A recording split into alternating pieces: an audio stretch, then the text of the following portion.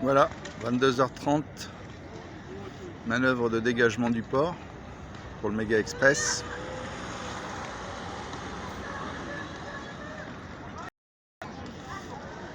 Les heureux vacanciers ont vogué cette nuit vers la Corse, faire de l'astronomie, manger un petit bout, la cuisine n'est pas si mauvaise à bord.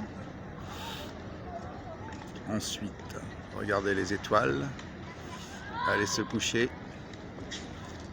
Demain à 6h, monter sur le pont, sentir le maquis au loin, s'apprêter à savourer la Corse.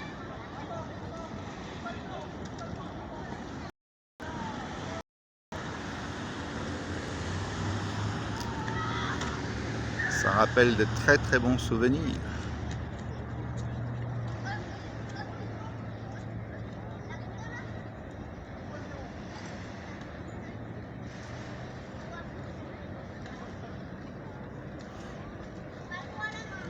Le club nautique de Nice, la plage où les gens pique-niquent sont venus se mettre à l'abri de la terrible chaleur qu'il a faite aujourd'hui. Aujourd'hui 2 août 2022. Trop chaud. Un peu de fraîcheur en mer sera la bienvenue.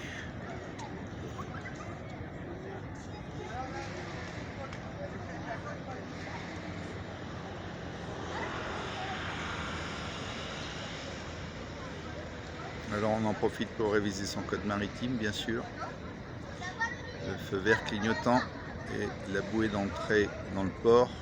Quand on atterrit, on la laisse sur tribord à Lima. Important. Et la rouge qui est masquée par le bateau, eh bien on la laisse sur bâbord. On passe au milieu, entre la rouge et la verte.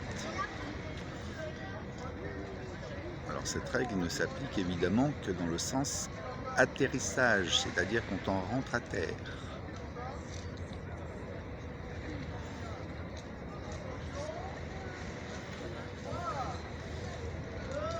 Marche avant. Après avoir mesuré la vitesse du bateau en mer, on va entre 26 et 30 km/h quand même. Alors cette nuit, bien sûr, les conditions de mer sont idéales, c'est un lac. Et c'est vrai qu'il faut vraiment être debout quand le jour se lève, parce que le bateau traverse la zone où il y a beaucoup de dauphins et quelquefois on voit des baleines. Et pour vraiment pas cher, la traversée doit coûter une centaine d'euros avec la cabine la nuit. Le train pour traverser la Corse doit être le ticket à une vingtaine d'euros. Donc pour 300 euros, on se fait un petit week-end très sympa. On se demande même pourquoi acheter un bateau. Enfin ça, c'est pas un bateau, c'est un promène couillon.